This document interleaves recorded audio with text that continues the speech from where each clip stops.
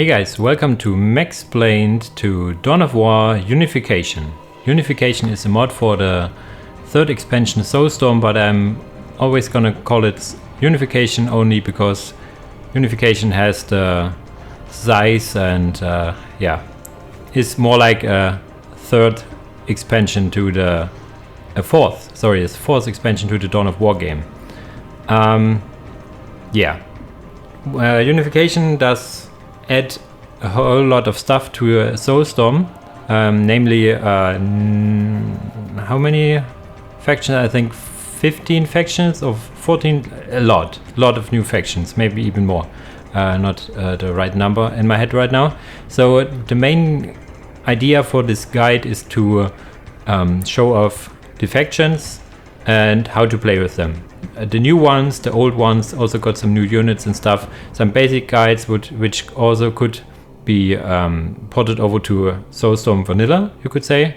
But to start things off, I thought I make a guide, a really basic guide to Dawn of War in general. Dawn of War Soulstorm, that is. So it's gonna be like real basic in the beginning, so anybody who knows the game a bit will know most of the stuff, but you could stick around. Maybe there's some information later up that you don't know or don't know as specific as I'm gonna tell you.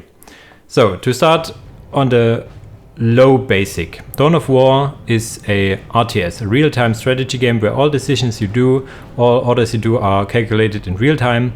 Not turn-based where the time only continues when the turn is over. In an RTS, you gather resources, build up your base, build units, and generally win by defeating the enemy units and destroying their base.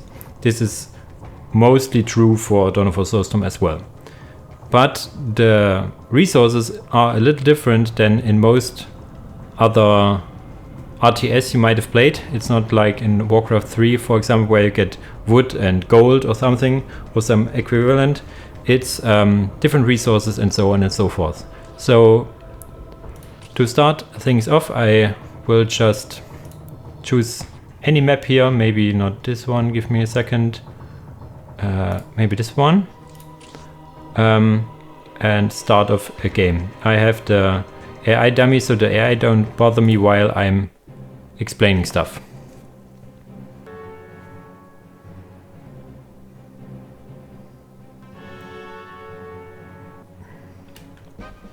Okay, here we are in game. So I thought I'd show you all the stuff in game, so it's not as tedious to watch me watch only the title screen.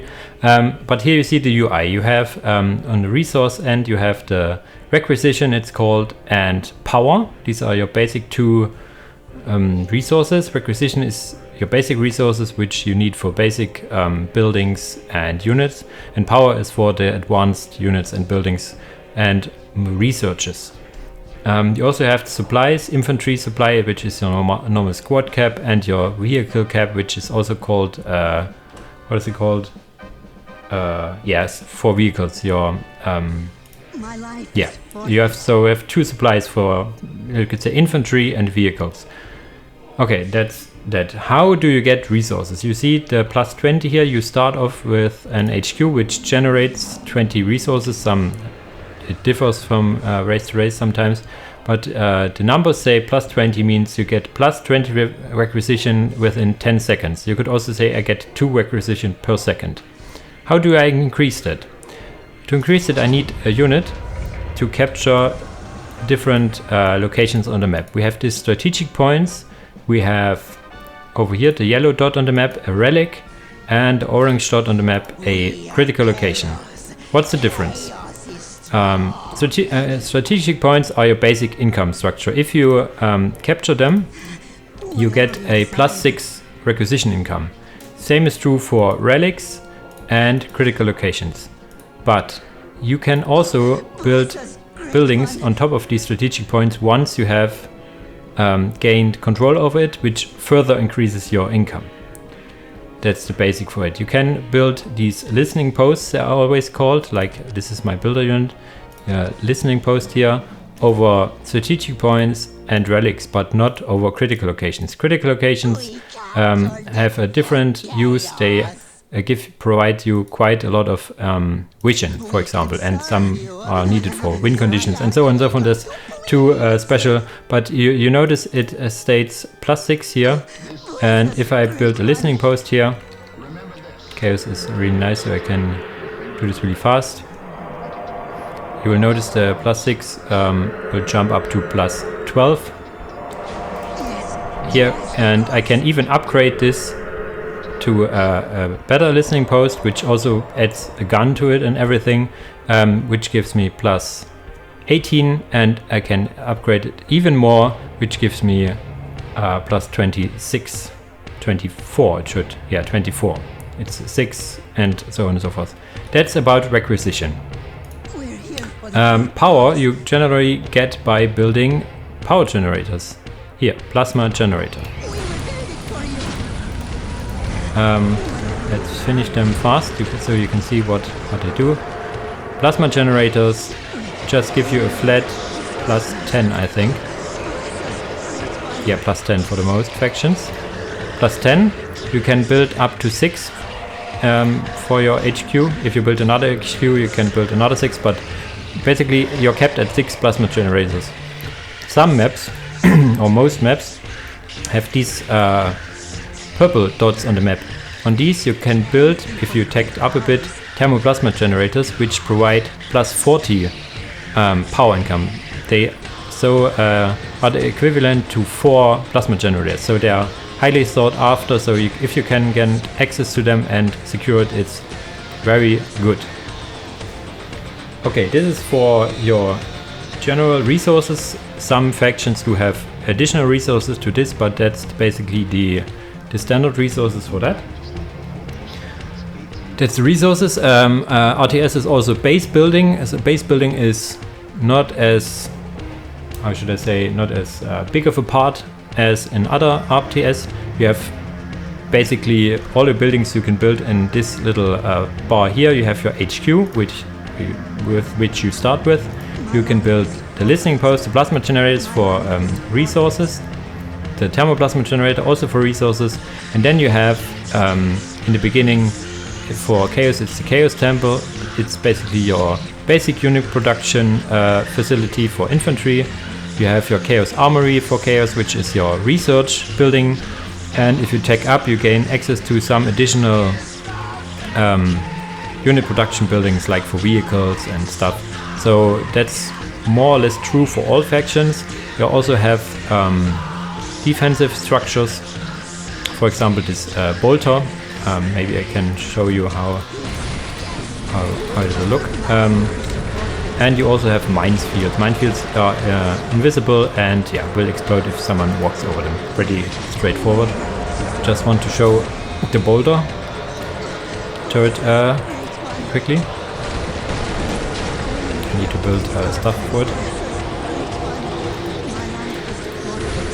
Yeah, so your Boulder Turret is basically what you expect. It's a turret that shoots enemy if it comes close.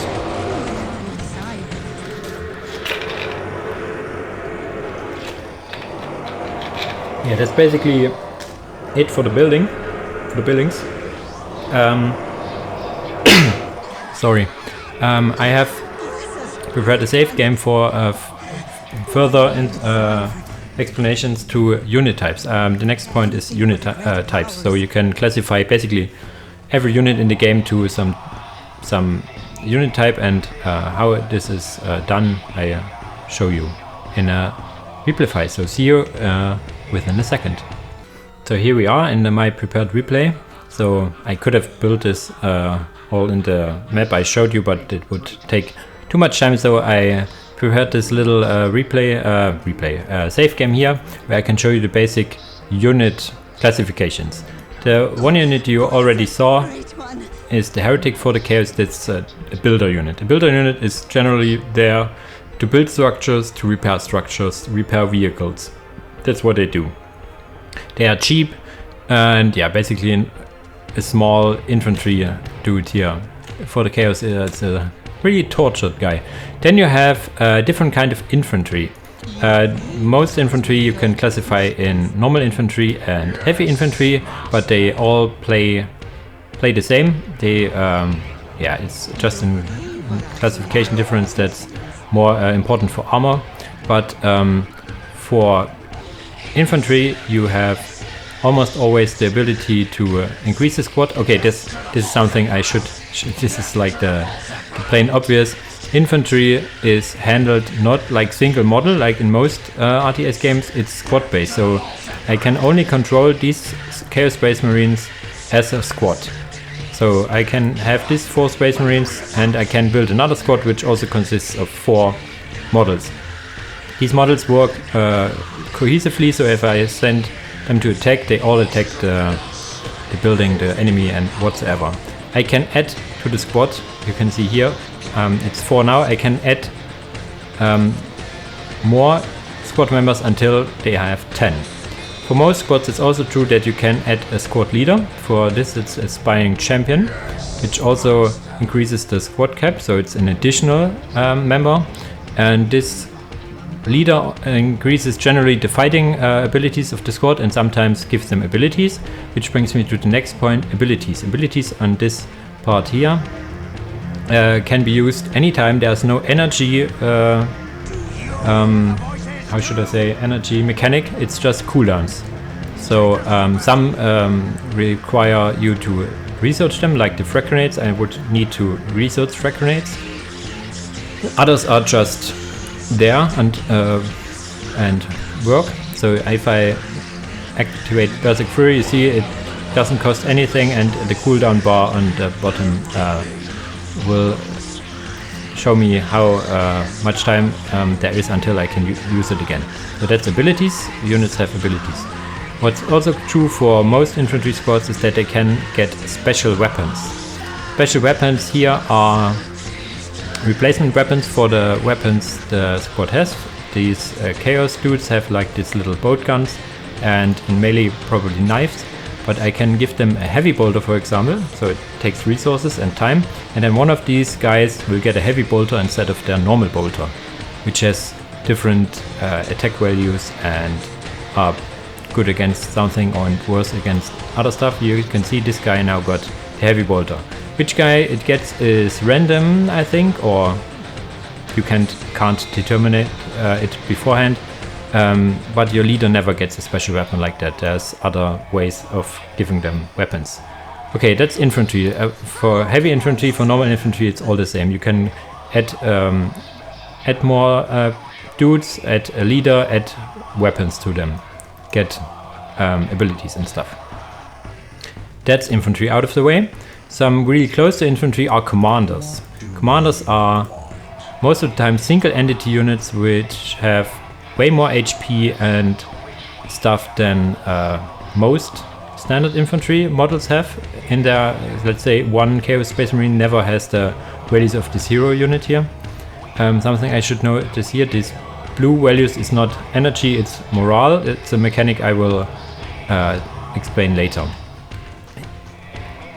Commander units can either be commanders that walk alone and fight, but some commanders you can attach to a squad. Like this squad has its leader and stuff, but you can attach this guy to the squad, so he now works cohesively with the squad, which not only gives the squad another model, but sometimes, or most leaders, also give a benefit to all the squad members in the squad. So you can see how the squad mechanic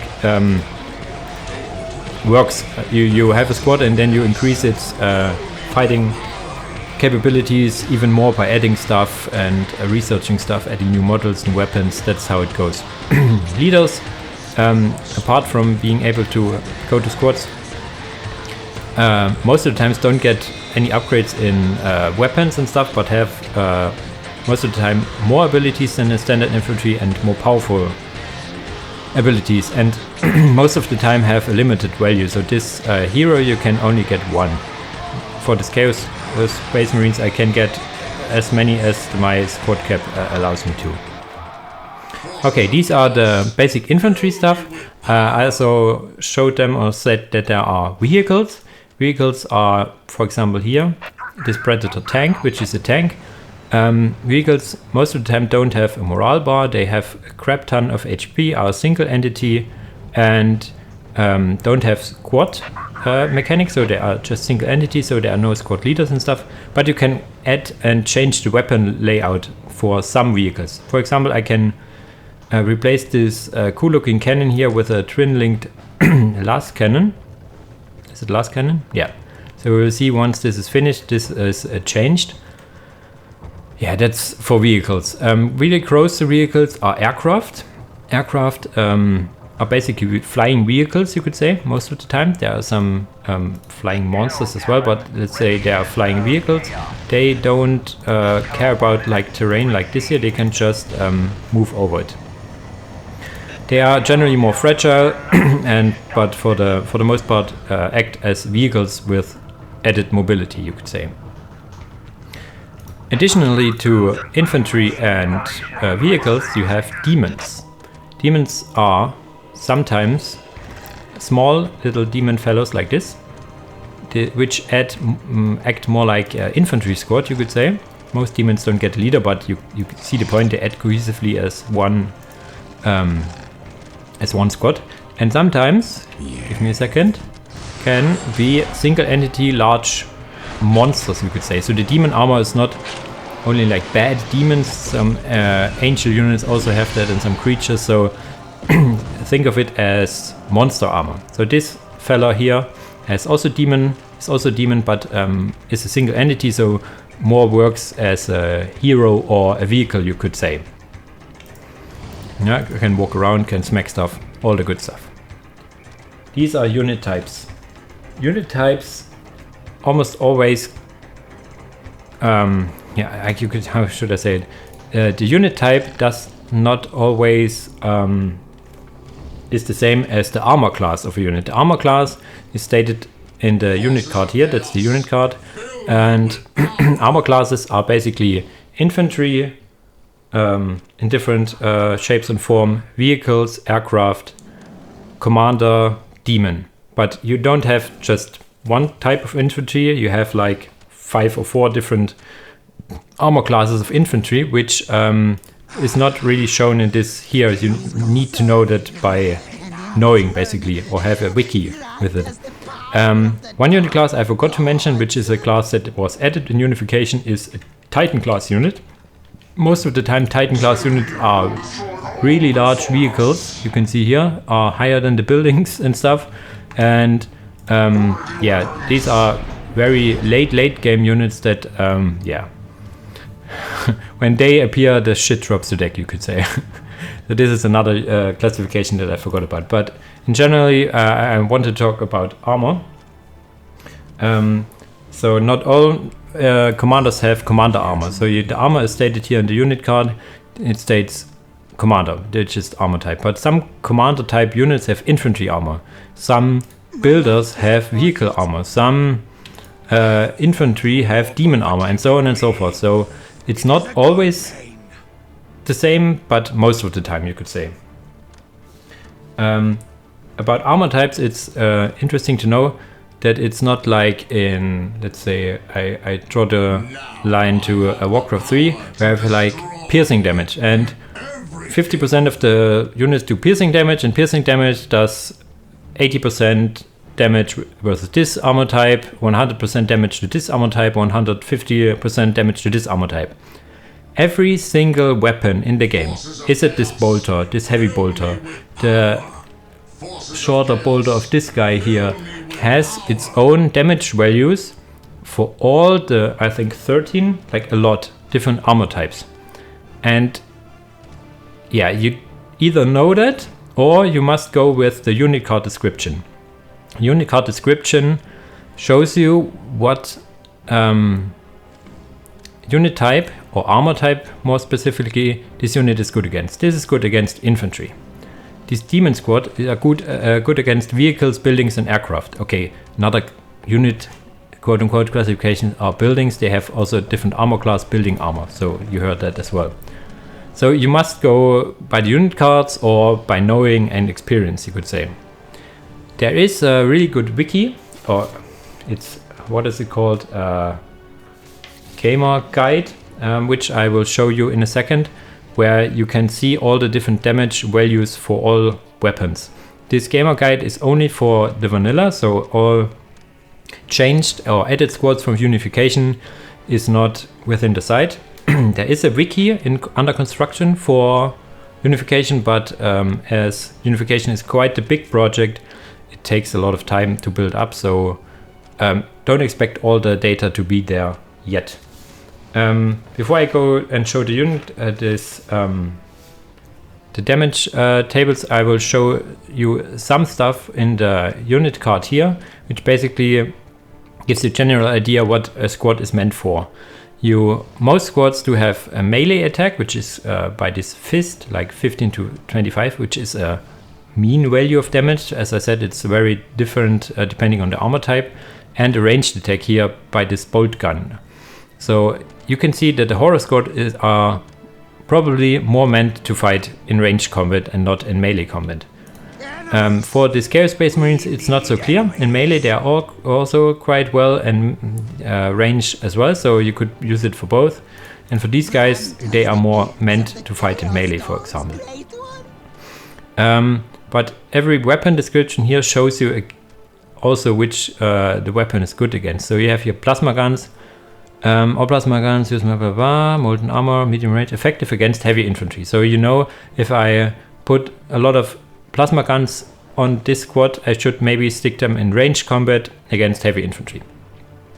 Okay, that's about that. Next we will meet on the Gamer Guide webpage. See you there. So here we are at the Dawn of War Players Guide webpage. All of this I will link in the description of the video as well. Basically, this is a full guide, encyclopedia, wiki of all vanilla units, buildings, everything. Basically, you have general squad description here, but it is something you can also find mostly in-game. Interesting, what I wanted to show you are the damage values of the different weapons. You see the base weapons, they have a bolter, which does this damage per second calculated for the infantry armor. And here you can see the infantry armor differs to low infantry, medium infantry, high infantry, and heavy medium infantry, heavy high infantry, and commander armor. Then you have vehicles, also low, medium, high vehicles, and air vehicles. So a lot of different armor types. Buildings are also classified in low, medium, and high. Demons have only medium and high. Morale damage is the damage weapon does to the blue bar, which I explain later. And the base damage is what the unit card states. You see, these have all different values. Then you have the melee, which also does these kinds of damage. Then you have the boulders, which also does damage. You generally see what a unit is meant to be. So you see these numbers for infantry are all higher than vehicles, so it's probably meant to beat infantry, not vehicles. Same for the heavy bolter. For the plasma gun, for example, you see that it does way more damage to high infantry than the basic bolter, for example. That's something you can see from there. Also, the encyclopedia, just to notice, it has all the upgrades and everything. So I highly recommend looking into it if you want to know something specific. You have all the units buildings listed here. You can just click on, I don't know, Space Marine Squad and taking over the Space Marine Squad, and all the stuff Space Marine Squads can do are listed here. Highly recommended for some in-depth knowledge of the game. But this guide doesn't, with this guide I don't want to be like very in-depth, so more basic stuff. This is all the, how should I say, the basic units and stuff, but how do I actually fight? What are combat mechanics? What are interesting or important things to know? That's something I will show you in-game again, so see you there.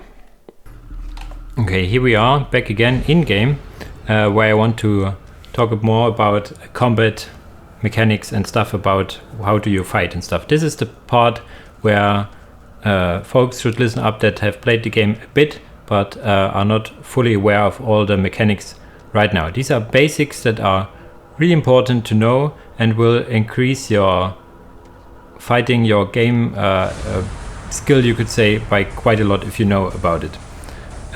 Some general stuff that everybody knows, but I need to mention, is the morale bar here. All weapons do morale damage as well, as I showed you in the table. If this morale bar is depleted, it regenerates rather quickly, you could say. If it's depleted, the morale is broken for the squad, and there are red circles all around the models. Broken morale, as far as I know, generally decreases your fighting capabilities by quite a lot. So units with broken morale should not fight. They should retreat, or they should stay there and maybe buy some time for others to fight. But generally these squads themselves won't do a lot in combat. There are abilities that directly damages morale, that increase morale, that make morale not dropping, and all the good stuff. So, but generally said, morale regenerates and gets damaged by fighting, you could say. Another stuff I already told you a little bit about is that most units have a close combat value, like melee damage, and a range damage value and weapon. The mechanic in Dawn of War is that if a squad, let's say this horror squad, would like to stand there and shoot, will engage by enemy melee squad and they attack them, they will quote unquote tie them up, and they need to can only use their melee attack to fight this squad. That's nothing the horror squad, for example, would like a lot. So the general mechanic for the melee squads, for the dedicated melee squads, is to get in close combat with ranged squads, so they can't shoot their deadly weapons. And for ranged squad, it's the totally different side. They want to stay out of close combat and run away, kite, split up, and shoot. It's a generally game mechanic. With that, that's also most of people know. What most people don't know or ignore are the stances. There are different stances a unit can be in. This is this little here, hold ground stance it's called. This is a more aggressive stance. The unit will generally attack anything that gets close to the unit and will shoot it or go in melee, which is the other stance icon here. There are only two stances: go in assault stance, go in melee, range stance, fight in range. So any unit, when you have your hold ground stance, comes close to this unit, it will get shot, or if I put it in assault, they try and run and force it in melee combat. The second stance here, stand ground stance, is a semi-aggressive stance. It's a stance they will hold the line, won't move, and will only shoot stuff. Or if they attack in melee, they will also retaliate in melee. But they will attack, but they won't move. That's a really useful stance. The next stance, burn stance, is that they will prefer buildings. If you just attack move, like attack move is like, what's the attack and on the ground? Or was it attack move? And they move here and attack everything that's in range. Basically, you use hotkey A for that. And they will prefer buildings. Nothing I really use. Ceasefire is what it says. It will not attack unless engaged in melee combat. Then they will defend themselves. The last one is attack stance. This differs with the first stance, that they will follow the units indefinitely. In this stance, they will attack units that come close, and if they run away, they go back to the first position. That's something good to know. And good to know also are the hotkeys. It's the F buttons. F1 is for distance, F2, F3, F5, and so on. And F6 and F7 are for these parts. For the most part, for beginners, only use F1 or F2. This stance is generally the stance all your range shields should be in. They should not run to the enemy because your weapons have a low accuracy while running. You want to stand there and shoot, not run and shoot. For beginners, melee squads, like for example this hero, should have the hold ground stance, because then they will run to the enemy and attack them in melee combat. They will also follow the enemy a bit, so if the enemy disengages from melee combat, you don't have to manually click and force them into melee combat again. So if you have this stance, the second stance, and the enemy retreats, they will stand here and shoot them and not follow them in melee combat. You manually have to click them. So for beginners, I recommend using hold ground stance for melee and stand ground stance for ranged squads. For advanced play, all squads should, to my understanding, stay in stand ground stance, and you will micro more and more specifically. It's most stuff I have seen. And also remember the hotkey F1, F2. It's really fast, and if you're using your left hand as I with the keyboard, the A for attack and the F buttons are really close, so that's something you should know and use. Another thing about Dawn of War, that's a game of hard counters. In all strategy games you have units that are good against others, like the rock, paper, scissors system. But in the Dawn of War games you have really, most of the time, really hard counters. For example, these Chaos Space Marines don't do shit against vehicles, for example. All the weapons, sometimes you get a weapon that's effective, for those don't. If you get faced by a vehicle, these guys will almost always take the short end of the stick. Different story about the Horror Squad. The Horror Squads are really effective against, as it states, vehicles, buildings and aircraft. But when it comes to infantry, these guys don't do it. They will just die and don't do jack. So you see what I mean. So you need specific units to counter specific units.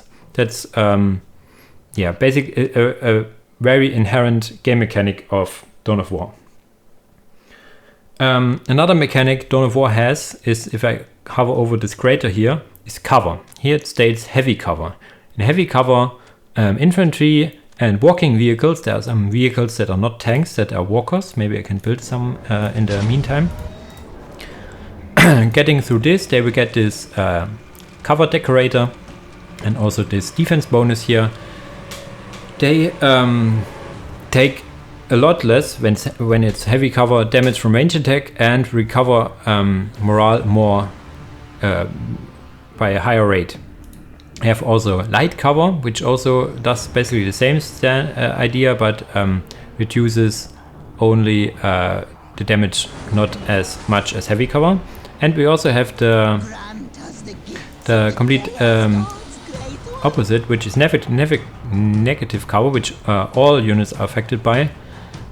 They take more damage and move slower. So you generally, story, as you could imagine, you want to avoid to stand in negative cover and want to prioritize to stay with the range squads in heavy or light cover if there's something available. How big the percentages are, I don't know.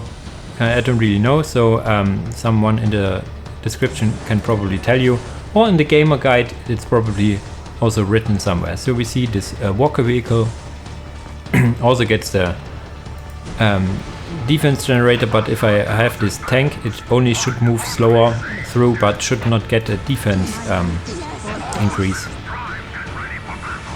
It shows, so the description is maybe wrong, or it's an exception with the Predator, or it's stuff that it's shown but it's not working. I am not sure about it, but it states here, only walking vehicles. Okay, that's about cover. Something to know, which is really good to know, let me, for example, build a Discord, is to know some generic hotkeys. Most people, beginner people I should say, don't like to use hotkeys, but only use some basic ones. They you can use a lot. I built also something here to show it. Something I told it is the A move, the attack move. Press A, left click. So the squad will move there and attack all stuff in the way. That's basically a move if you have a big army and want to attack the enemy. That's the move you want to choose. And when all those guys are attacking, then you can use some specific units to attack this building or attack this vehicle. But in general, you can have a big army, just A click, and they all move there and attack. Some abilities that come that more than, should I say it, common abilities between different factions are jump abilities or teleport abilities, which always have the J button as a basic, as a common ground. So if I want to jump, I can press the hotkey and click here and they jump. It's also for teleports. It's teleport, but it's also the J, and you see the range. You can click and they jump. So jumping, teleporting, it's all J. Another stuff that can be done by some buildings is deep strike buildings, or here it's called summon. It's basically the unit gets teleported from the building directly on the battlefield, and it's always E. So for example, these horrors I can put somewhere on the map, and I click E, and then it asks me where to put it, and put it here. So you don't need to click this and put here, so you waste mouse time. It's always E. Okay, something else I need to talk about: fighting. Well, not yet, I should say. So that's a generally overview about fighting. And the second to last thing I want to talk about is teching or tiering up. Most strategy games or RTS games have some sort of teching, which basically means technology. Phases. Phase 1, 2, 3, 4. In Dawn of War you generally have 4 tiers. Tier 1 is your starting tier, then you have tier 2, tier 3, tier 4, and so on. How do you tier up? For most factions, it is that you have your stronghold and get an upgrade for it. I built it, and next to it you see that's slight differences. If you upgrade it, you have this add-on button here, so you know, okay, I'm in tier 2. If I upgrade it again, I'm in tier 3, and tier 4 is most of the times different. For Chaos, it's an tech here. Chaos engines costs a lot of resources. I click it. Once it's finished, I'm in tier 4. What's the general idea of these tiers? I have my notes here so I don't forget stuff. Tier 1 is your starting tier, as I said. You will start with a few basic units. For Chaos, it's like the Cultists and Chaos Marines if you build a Chaos Temple, and maybe another